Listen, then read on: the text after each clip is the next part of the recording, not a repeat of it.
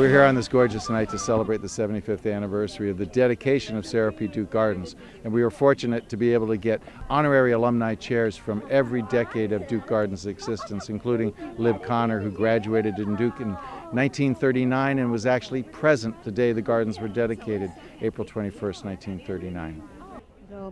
So I've come back through the years. I'm in High Point, not that far away. I've come back just to see the gardens. I've come at times.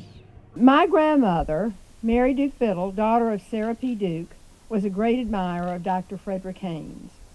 And when he approached her with the idea of a formal garden for Duke, she embraced the vision. And so it began. You know, we used to come over here as little girls. My mother loved it, my grandmother adored it, and we used to run through those paths, because at that point, really, the terraces were the biggest thing. There was a lawn, but that goldfish pond down there, oh my gosh, it was just, we loved it over here. Her mother, who was like a surrogate mother to me growing up, told me something once, and I've always remembered these words. She said, regarding these beautiful gardens, Dr. Haynes planted the seed, my mother watered it and nurtured it, and then, what I say, her daughter, Mary Duke Biddle Trent Siemens, kept it going, nurtured it further, and look what you've got today. There is no more exquisite garden in any academic university campus in America. I've had friends from every garden come that I know and say, this garden is just exceptional, and all of you make it happen. You really do.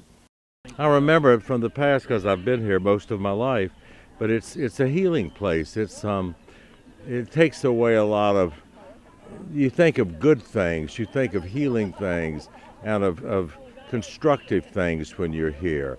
You can't think of bad things when you're walking through Duke Gardens. What I loved about the garden was that it was a resource for our whole big area, and that people could come here, relax, enjoy it, learn.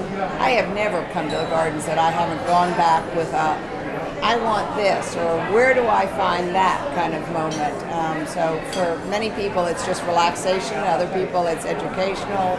It can be a whole combination of all of it, but that is what I love about the gardens.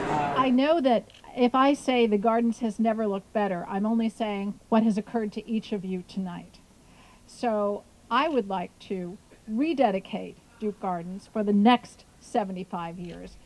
All of the wonderful benevolence that has made this place what it is today, it's now up to us to carry that forward. So I hope you'll all join with me in making the next 75 years as brilliant as the 75 years that we've just passed. Thank you very much for being here tonight.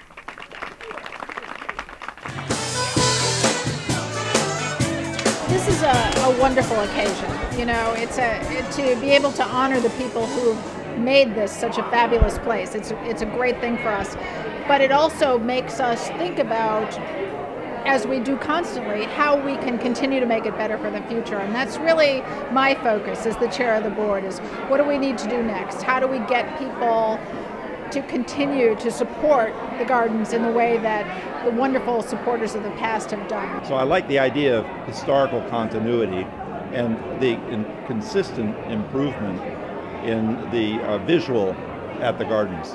And tonight just capped it off. I mean, it was just a gorgeous event.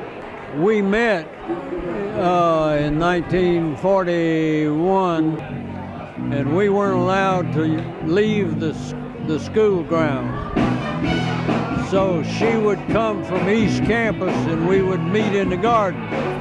It's a place where I feel like the community really comes together, the Duke community and the Durham community, and I love that it's just open to everyone. Both my grandmother and mother would thank each of you for loving and supporting this special place.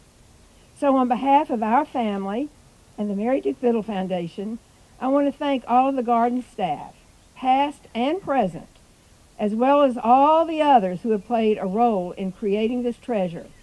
Happy 75th anniversary.